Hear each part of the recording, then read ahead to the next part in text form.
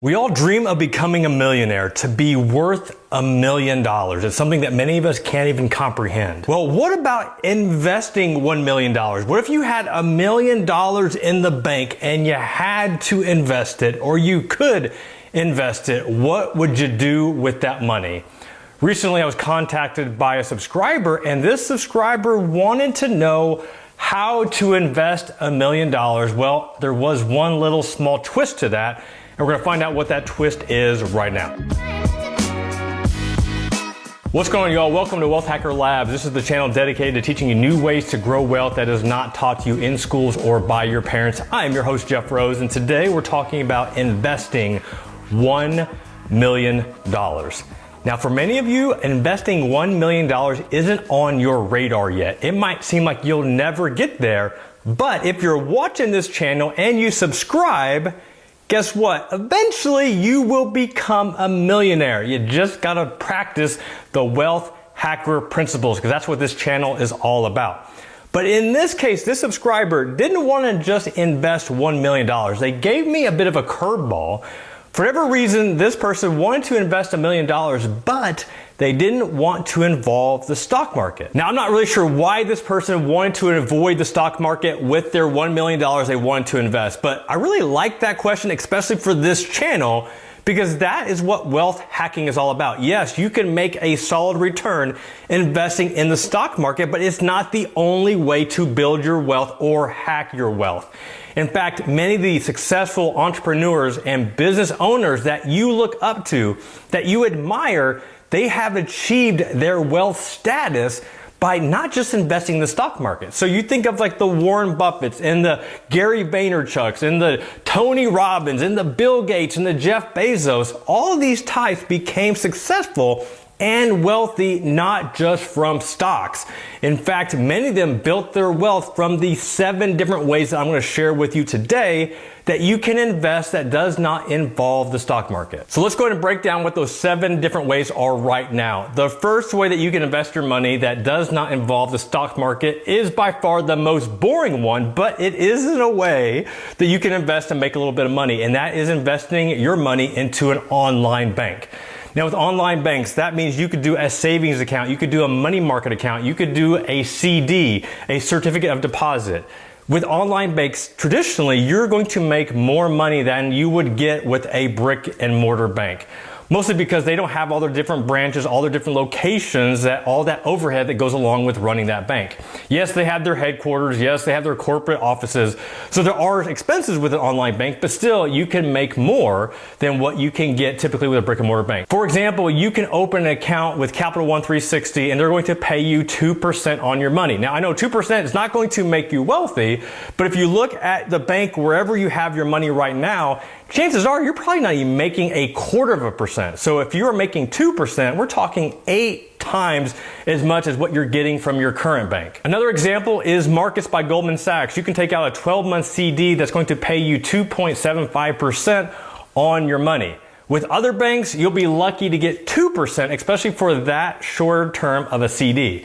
Now, just do your research, make sure that you understand, you know everything about that bank, make sure they're FDIC insured and all that good stuff. If you want to check out another video where I talk about 7 different ways that you can avoid a bank and still make money with your cash, be sure to check out that video too. Option number 2 that allows you to invest your money while avoiding the stock market is investing into TIPS or short-term bond, especially bond ETFs. So TIPS are Treasury Inflated Protected Securities, just another way of saying short-term bonds. Now you can go out and buy ETFs. You can buy the TIPS ETF, or you can buy a Vanguard ETF on the short-term bonds. Now, the cool thing is that a lot of robo-advisors are coming out what they're calling their Smart Saver accounts. That's what Betterment calls theirs. So you can open up a Smart Saver account, which basically is a blended portfolio of TIPS and short-term bond ETFs. Now, with these, you're going to make more money than you would in your standard savings account that your online bank offers, but there is going to be some fluctuation. Like, this is not a FDIC insured investment, so don't think that you're putting your money in and your principal is guaranteed. You can can see some fluctuation. But the way they're trying to manage these is to give you more return than you're going to get in your checking or your savings, get you a little bit more return, a little bit more risk. But if you're okay with that, then it might be worth looking at. Betterment has an option. Wealthfront recently launched an option. A lot of these robo-advisors are offering these smart saver type of accounts. Once again, make sure that you read the fine print, understand what you're getting yourself into, but it is another way to invest outside the stock market and with little risk. The third option that you can invest without the stock market is buying an annuity. Now, if you're watching this and you are in your 20s, 30s, and even your early 40s, chances are an annuity makes absolutely no sense for you. I see a lot of advisors that want to sell you an annuity, and they'll make you think that this is a great investment even if you're only 25 years old. But many of these products either have surrender charges, long contract periods, or hidden expenses that they're just not as good as they are made out to be. That being said, though, if you're trying to invest your money and avoid the stock market, then an annuity could make sense. Now, there are many different types of annuities.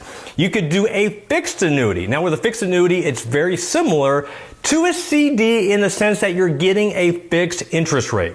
But it's different, very, very different than a CD in that if you want to cancel your CD or if you want to get your money back, the only thing that you lose is your interest. You don't lose your principal, you just lose the interest that you would have earned. With an annuity, you don't lose your interest. Well, you do lose your interest, but you also could potentially lose your principal because they have a surrender charge. So you might have to pay a 5%, a 6%, a 7% surrender charge just to get your money back. Now, don't buy an annuity if you don't think you want this for the long term.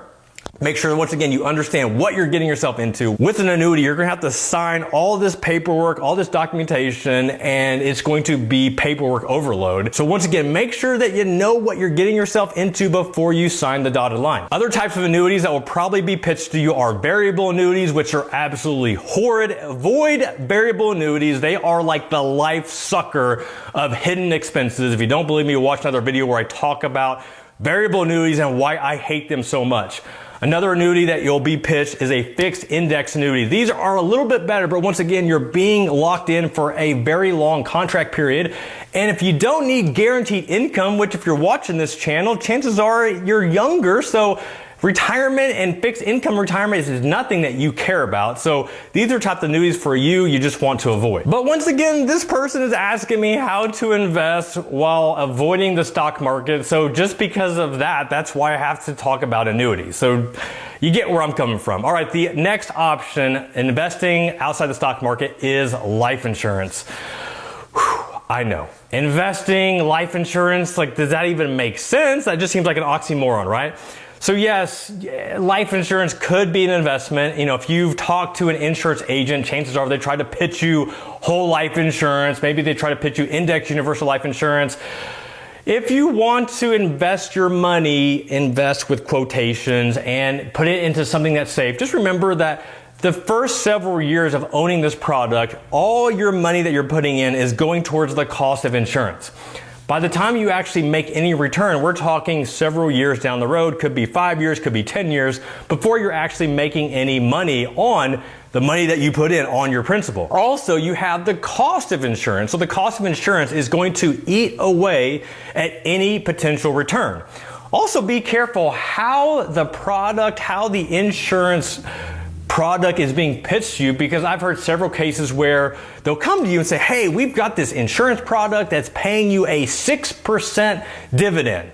Well, that sounds pretty good, doesn't it? But the one thing they failed to mention is that the 6% dividend is a gross return. You still have to pay for the insurance, so the cost of insurance. So that 6% gross might end up becoming like 2.42% net. That's a big difference, especially when you start running your calculations on compounding interest. 6% versus 2.42. That's a big amount of money that you're giving up. So once again, know what you're getting yourself into. Now, I had a former client that was in a unique situation. They came across a large sum of money. We're talking 7 figures plus. And the way that they inherited this money, it was part of an estate sale, and they didn't know if they had to give some of the money back because of taxes. Now, because of that, they wanted to invest that money short term. They didn't want to pay any surrender charges on the principal, and they wanted to make more than what they could get at their local bank. So with that, we started looking at options, and with them, we discovered an index universal life policy that just fit their needs to a T. Now, the one thing you gotta know with index universal life policies and even whole life policies is that you can look at the same policy with two different agents and they may look like two totally different things. The reason behind that is because you can structure these policies so much different behind the scenes. You can add additional riders, you can take off riders, you can reduce your commissions. You can structure these depending on what the client is trying to accomplish and what their needs are. So in my client's case, they were looking for a safe place to park their money, that their principal was guaranteed, they didn't have to pay a surrender charge, they wanted to make more interest than what their local bank was paying. In this case, this policy, there was no surrender charge. They actually had the potential to make more with the market because we could tie it to an S&P index. The principal was protected. It had a dividend that was paying just under 3% gross on that dividend. Now, once again, that's gross, that's not net. Remember, we were talking about 6% gross versus 2.42% net. So in this case, a 3% dividend, I think the net was like 1.8, 1.9.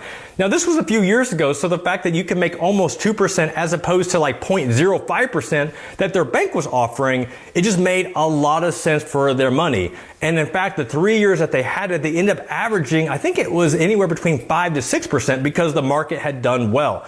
So that's just an example that yes, there are options that you can invest your money in life insurance.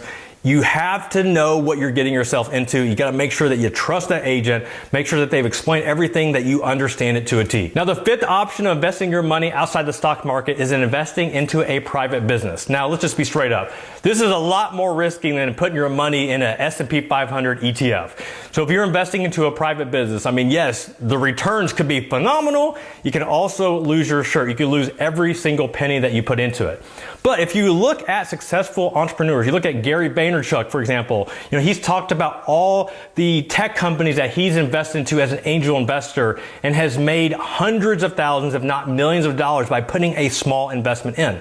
Now, you can become an angel investor, but you can also invest into smaller businesses. Let's say that you have a family member or a friend that's opening a retail business in your area. Well, you can invest money into their business, become a minority equity owner, and then take a percentage of the profit. So that's a way that you can invest. A friend of mine, straight out of college, he and his brother invested into franchises. The first franchise that they opened were Little Caesar restaurants. They opened up 5 or 6 Little Caesar locations. From there, they expanded to another franchise and started opening Sport Clips franchises all over the Midwest. And the last time I counted, they had like 25 to 30 different franchises.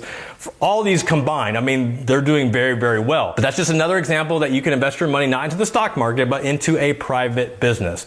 So there are tons of different options that you can invest into. Once again, you better know what you're getting yourself into, and you better not be putting all that $1 million into one business. I don't care how smart you are. Trust me on that one. Trust me. The sixth option that you can invest your money into outside the market is into real estate. Now, just like everything else we talked about, you better know what you're getting yourself into. Do you want to invest into wholesale properties? Do you want to try to flip properties? Maybe you want to become a landlord and do rental properties. There are tons of different options that you can do there. If you don't want to become a landlord, you can find somebody, a property manager, that will take care of those properties for you. A good friend of mine just bought his first rental property. He bought a condo through the help of a local real estate agent that just knows the area well. They looked at several properties before they finally found one that fit the price that they were looking for. So now they've got this rental property and they've hired a property manager that takes care of everything for them. So that takes care of finding the rentals, takes care of managing the property and hiring the cleaning services and everything that goes along with that. So the only thing he had to do was come up with the money to buy the property. So this is the first one, and he's going to add several to his portfolio. But once again, it's just another way that you can invest your money outside the market through real estate. Now, I've talked about Fundrise and a lot of these crowdfunding platforms. That's another option that you could consider if you want to invest into real estate without having to become a landlord. And plus, you don't have to leave your house. You can just open an account online, fund it, start investing through Fundrise. Now, another way that you can invest, but you got to know some real estate investors to do this, is that you can become a hard money lender. So basically what that means is that real estate investors, they're always looking out for good deals. If they don't have money in the bank, they'll have to go to the bank, apply for a loan, have some sort of line of credit. And sometimes that could take several days to get approved. So with a hard money lender, if you've got cash sitting on the sidelines and you want to make a good rate of return and you trust this person to find some good properties, they can come to you and say, hey, I've got this property. I need $100,000. I need $200,000. I'll pay you 7% interest for 24 months if you loan me the money so I can go buy that property. So it's a way to make good return on a short-term loan. And that's just one example that you can invest your money into real estate. And we're not even talking about buying properties. We're just loaning money to a real estate investor. The final option, option number 7, is investing into peer-to-peer lending. So yeah, you could loan your money to friends and family members. They could pay you an interest rate and you can make a little bit of money. But then you have that awkward situation where that family member hasn't paid you back and you see them at the birthday party and you just avoid them and you try to make small talk and you're fuming, you're boiling because you owe me that money, you better pay me back. Okay, so don't loan your money to family and friends, but you can loan them to different peers that you don't know, and you can give them micro loans, and that's exactly what peer-to-peer lending is all about. You can check out several of my other videos where I talk about Lending Club and the other peer-to-peer lending options. With peer-to-peer lending and Lending Club, you can expect to make anywhere from 3% return on up to 8%. Really depends on how aggressive you want to be and how much you want to manage the portfolio. For me, my accounts have averaged anywhere from 4% to I think high 6%. I got to double check my numbers on that one. But with me, like, I don't do anything. So I just open the account. I've got an automatic invest where, once again, call me the lazy investor, but it's just a way where I can make decent return without having to manage a portfolio, having to log in every single day and make trades. Once again, just another option that you can invest your money outside the stock market. At the end of the day, you have so many different options to invest your money, especially if you got $1 million. If you got $1 million to invest, I mean, there are more than the 7 options I've just outlined, but you've got options. The one thing you don't want to do is you don't want to get too greedy. Something sounds good, like, oh, you can make so much return that you can triple your money overnight. Like, it would be nice to take that 1 million to 3 million. But if that doesn't happen and your 1 million becomes 500,000, that's not going to be a good day. And that's when we talk about diversification. That's when we talk about knowing what you're getting yourself into. Make sure that you understand. If you just have this little bit of hesitation on this investment and if you should put your money into it, then go seek some help. Find a mentor. Find a counselor. Find somebody that's walked this path before you that can give you help before you put your money into something that you may end up regretting. Because I tell you what, buyer's remorse when it comes to investing is something you don't want to experience. It's not a good feeling, I promise you. All right, y'all, hope you enjoyed this video. Until next time, this is Jeff Rose reminding you that it's your money, it's your life, and only you can make it awesome as long as you invest and you know what you're doing. Peace.